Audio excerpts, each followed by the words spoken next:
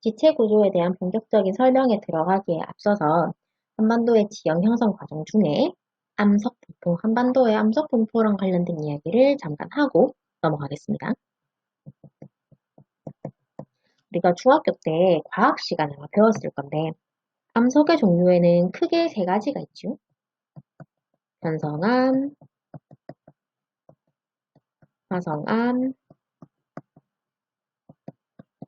퇴적암 이렇게 세 가지가 있습니다.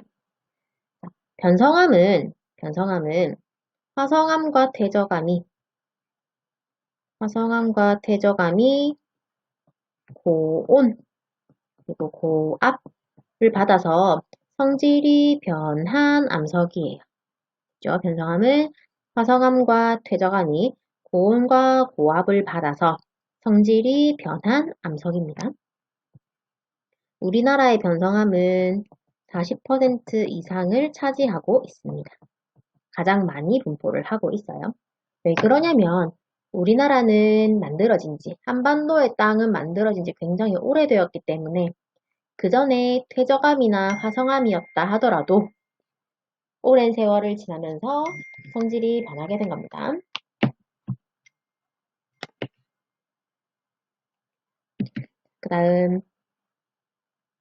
그 다음 넘어가기 전에 변성암에서 우리나라에서 가장 많이 나오는 암석은 편암 또는 편마암이라는 단어로 우리 보기나 또는 문제에 주어질 거예요. 그래서 편암과 편마암이 나오면 이 아이는 변성암이구나 라고 생각하면 되겠습니다. 그 다음으로 화성암 볼게요. 화성암은 용암이 굳어서 만들어진 암석입니다. 불화자의 단어를 써요. 그래서 이제 불과 같은 용암이 굳어서 만들어진 암석이다 라고 되고요. 우리나라에서는 화강암의 비중이 가장 높습니다. 가장 높고 그리고 현무암이 있기도 해요. 화강암은 분포를 봤을 때 우리 한반도의 곳곳에 위치를 하고 있습니다. 왜냐하면 화강암은 중생대 때 여기저기에서 관입을 했고 관입 중간에 땅을 뚫고 들어온 겁니다. 관입을 해서 한반도 곳곳에 있고 현무암은 화산 활동으로 인해서 제주도나 울릉도나 독도 같은 곳에 분포를 하고 있습니다. 퇴적암은 말 그대로 퇴적돼서 쌓여서 만들어진 암석이에요. 퇴적암의 특징 중에 하나는 얘는 화석이 발견이 될 수 있고요.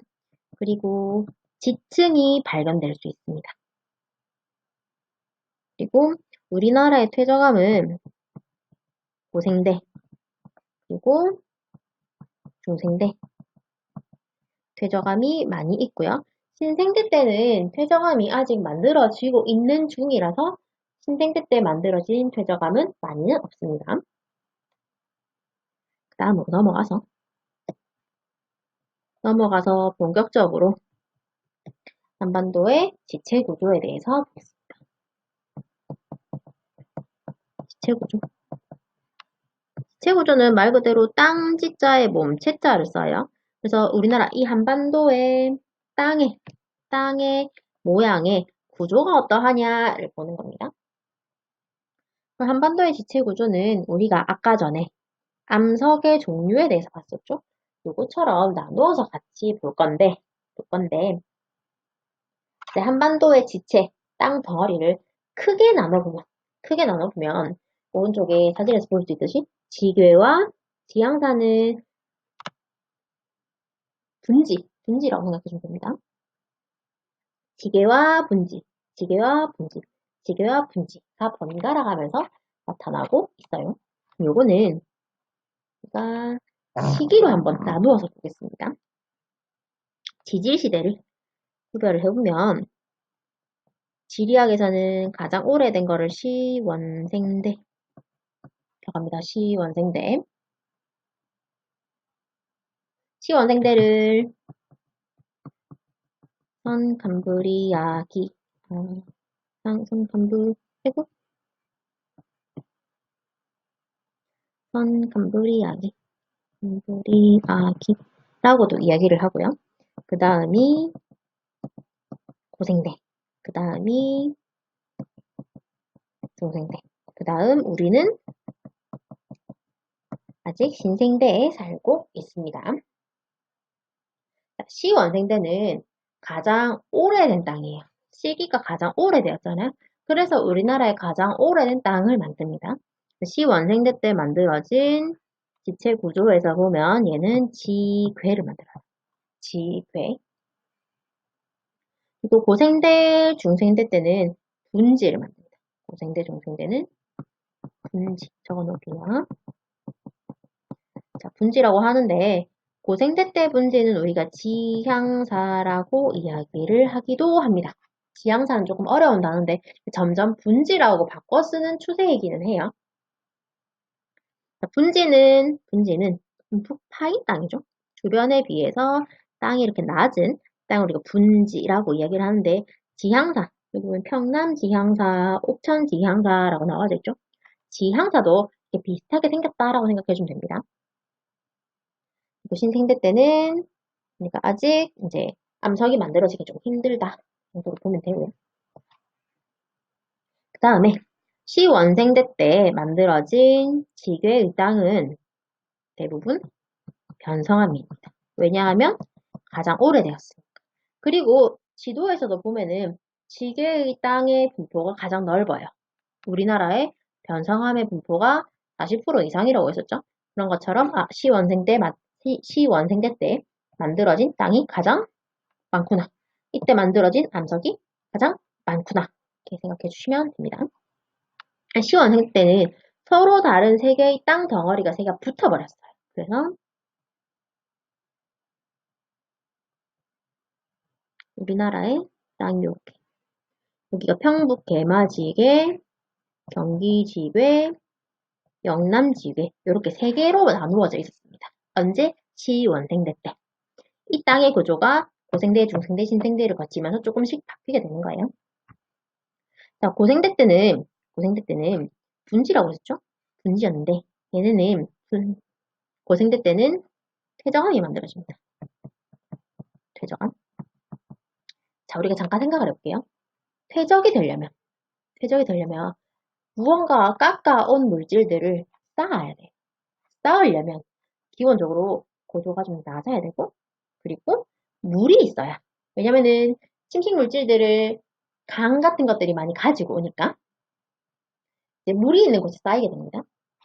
그러면, 퇴적암은 우리가 두 군데서 만들어진다고 볼 수 있는데, 바다에서 퇴적이 되기도 하고요. 그리고 호소에서 퇴적이 되기도 합니다. 호수는 호수랑 비슷하다고 생각을 하면 되는데, 이제 크기에 따라서 조금 다르게 볼 수가 있습니다. 그러면 고생대 때 퇴적암은 바다에서 만들어진 것도 있고, 호수에서 만들어진 것도 있어요. 둘 다 있습니다. 자, 그러면 여기가 언제 어떻게 변했냐면은, 고생대 때 있었던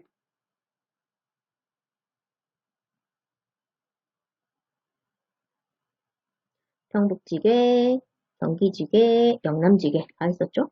그런데 요 부분, 요 부분과 요 부분이 바다로 잠기게 돼요. 얕은 바다가 되거든요. 언제 어디처럼? 지금 중국과 우리나라 사이의 황해처럼 약간 얕은 바다가 바다로 만들어집니다. 바다가 되기 때문에 여기는 퇴적 활동이 막 발생을 하게 돼요. 그래서 이제 고생대 초기에 만들어진 퇴적암은 바다에서 만들었습니다. 이거를 우리가 조선계라고 해요. 조선계. 평남 지향사와 옥천 지향사 둘 다의 조선계가 분포를 합니다. 그 다음 이제 조선계가 쌓이고 난 뒤에 바다가 되어서 바닷물에서 이제 물질들이 쌓이게 되겠죠. 이렇게 막 쌓였어요. 쌓였는데 자, 그 다음에 이 조선계가 퇴적을 다 한 뒤에 그 뒤에 지각이 땅이 운기를 하기 시작합니다. 얼마 동안? 1억 년 동안. 그럼 이제 요 지역은 조선계 때 퇴적된 지역은 더 이상 그 위에는 퇴적이 되지 않아요. 그러면 이제 바닷물이 사라지게 되겠죠. 왜냐면은 용기를 하게 되니까 땅이. 그 뒤에 새로운 퇴적물들이 쌓이게 됩니다. 그냥 맨 땅에 쌓인 게 아니고 이때는 얘가 호수였어요. 호수에 쌓이게 됩니다. 그 호수에 쌓인 걸 우리가 평안계라고 해요. 평안계. 평안도에서 가장 먼저 아마 발견이 되어서 평안계라고 이름을 붙인 것 같아요. 그럼 여기 두 지역, 이 두 지역, 고생대 때 만들어진 평남지향사와 옥천지향사는 조선기와 평안기가 둘 다 있습니다.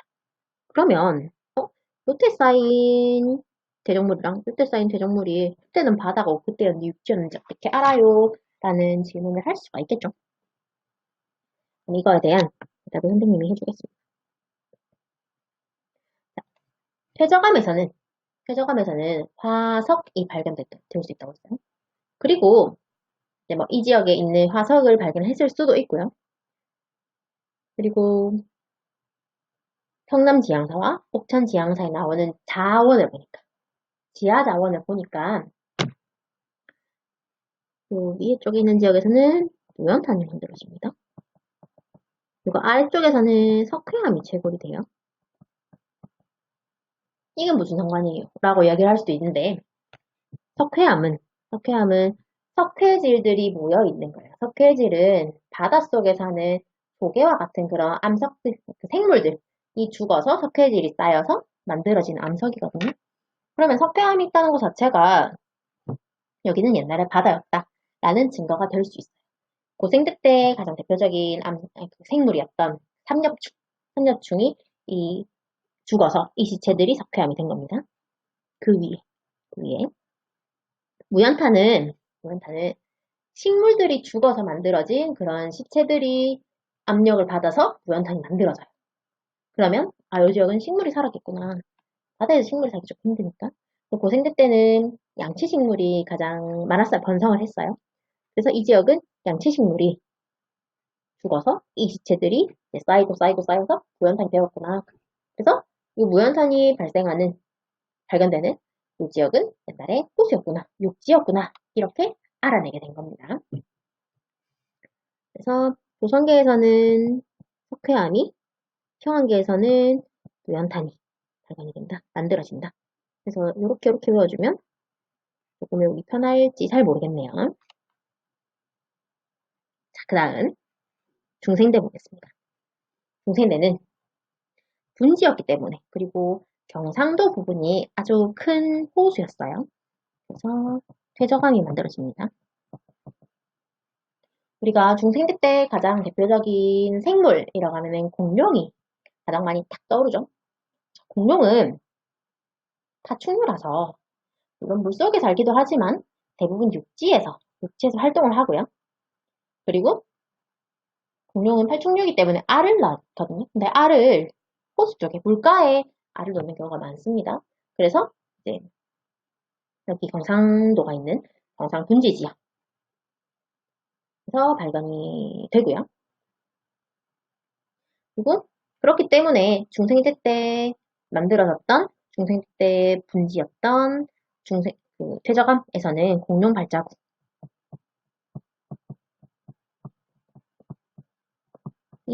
발견이 되기도 합니다. 신생대 볼게요. 신생대는 3개와 4개 또는 3기와 4기로 나눌 수가 있는데 이때는 화산이 그리고 우리가 한반도에 지형할 때 가장 많이 나오는 경동성 요구 변동이 발생을 했습니다. 그래서 보면은 신세계 때 만들어진 지역인 도만지계, 길주 명천지괴 요래들은 신생대 제3기에 형성이 되었고 그리고 범위가 굉장히 좁아요. 좁고 갈탄이 분포를 합니다. 갈탄과 무연탄은 어떤 차이가 있냐면은 갈탄에서 무연탄으로 갈수록 이 석탄에 탄화가 많이 돼서 에너지 효율이 좋아요. 그런데 이제 두만지구나 길주 명천지구에서 만들어지는 석탄은 만들어진 지 얼마 안 됐기 때문에 탄화가 덜 되었고 그래서 에너지 효율이 조금 낮습니다. 그리고 선생님 지도에 8번이라고 적어놓은 거. 신생대 제3기 말의 4기 초에는 한반도 저녁은 아니고 한반도 일부에 화산 활동이 활발했어요. 그래서 제주도, 백두산, 철원, 울릉도, 독도 같은 것들이 만들어지게 됩니다. 신생대는 아직 암석이 되지는 않은 기간이다 라고 생각을 해주시면 되겠습니다. 그러면 지도를 봤을 때 시원생대는 선생님이 번호를 붙여놨죠? 시원생대는 1번, 4번, 5번, 135가 시원생대의 지괴구나. 고생대는 2번, 4번의 분지 또는 지향사이구나. 그리고 중생대는 6번 경상분지이고요. 신생대는 7번과 8번. 7번은 3기, 8번은 3기 말에서 4기 초인데 이거를 그냥 한 번에 신생대라고 외워도 괜찮을 것 같습니다. 지도의 내용을 다시 보면